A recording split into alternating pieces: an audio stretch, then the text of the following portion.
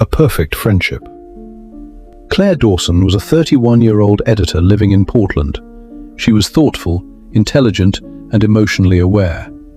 Claire didn't trust people easily, but when she allowed someone into her life, she cared deeply. And there was one person she trusted more than anyone else: Natalie Brooks. Claire and Natalie met during college. From the very beginning, they were inseparable. People were used to seeing them together everywhere. Natalie was outgoing, confident, and magnetic. She could walk into any room and immediately become the center of attention. Claire was quieter, more observant. From the outside, their friendship looked balanced. Natalie always appeared to be the supportive one, the protective friend who helped Claire when she felt uncertain. Whenever Claire faced a difficult decision, she talked to Natalie first. If she met someone new, she asked Natalie what she thought. If she considered changing jobs, Natalie was the first person she consulted.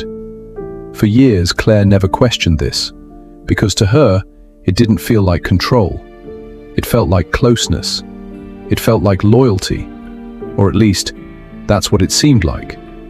Control through guilt. Manipulation rarely begins with direct pressure. It often begins with something quieter: guilt. One Friday evening, Claire planned to go out with co-workers from her publishing company. She sent Natalie a message to let her know. A minute later, Natalie replied, "Of course, go have fun. I mean, I barely saw you all week anyway, but it's fine."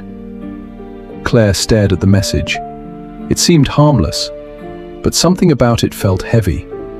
She quickly replied, "Hey, I didn't mean it like that. We can hang out tomorrow." Natalie responded, "Don't worry about it. I'm used to it." This kind of sentence is one of the strongest tools in emotional manipulation. There is no direct demand, no anger, but the victim begins to feel like they have done something wrong. Claire went out that night, but she couldn't fully enjoy it. Part of her kept thinking about Natalie. By the time she got home, she felt guilty. And over the next few months, scenes like this repeated. When Claire spent time with family, Natalie felt lonely. When Claire met another friend, Natalie became distant. When Claire wanted a weekend alone, Natalie seemed hurt. Slowly, a rule formed inside Claire's mind. If Natalie is unhappy, maybe it's my fault. And that is exactly how emotional manipulation works. The manipulator uses your empathy against you. The jealousy game. After some time, Natalie introduced another subtle strategy. She began creating doubt about the other people in Claire's life, especially about someone named Megan. Megan was a co-worker Claire had recently become friends with. She was funny, kind, and easy to talk to. Claire hadn't connected with someone that quickly in a long time. One afternoon, Claire mentioned that she and Megan had lunch together. Natalie smiled slightly. "She seems very interested in your life." Claire laughed. "What do you mean?" Natalie shrugged. "Some people just get very close very fast." Another day, Natalie said, "You act a little different when you're around Megan." Claire asked what she meant. Natalie answered calmly, "It's just an observation. Maybe I'm wrong." This is another powerful manipulation tactic. It does not attack directly. Instead, it plants a quiet doubt. Over time, Claire began looking at Megan differently. Was she too curious? Was she pretending to be nice? Did she have hidden motives? Natalie never told Claire to stop seeing Megan.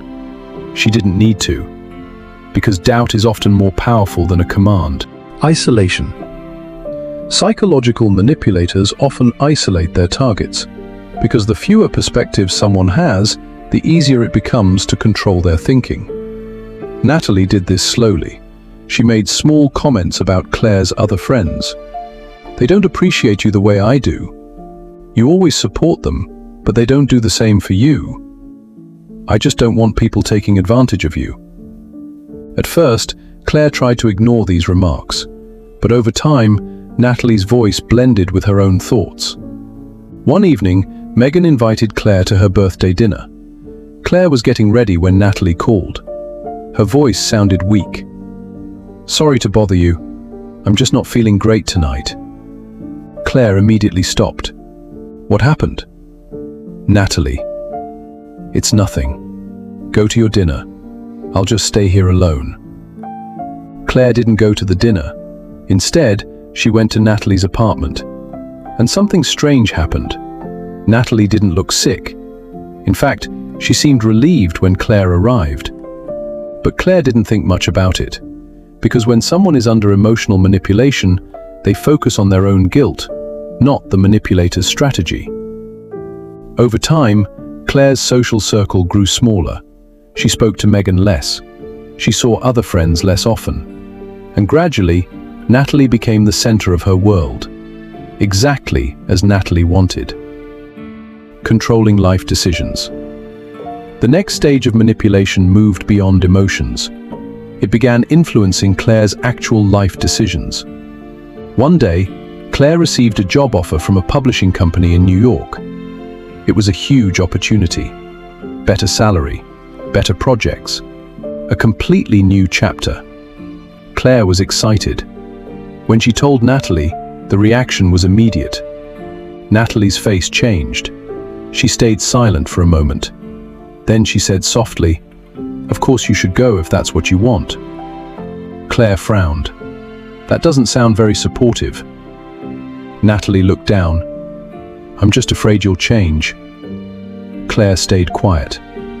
Natalie continued, "Sometimes when people move away, they forget the people who were always there." There was no shouting, no dramatic argument. But once again, Natalie tied Claire's decision to something emotional. Claire felt torn between opportunity and loyalty. 1 week later, Claire declined the job offer. She told everyone the timing wasn't right. But deep down, she knew something. That decision was not based on logic.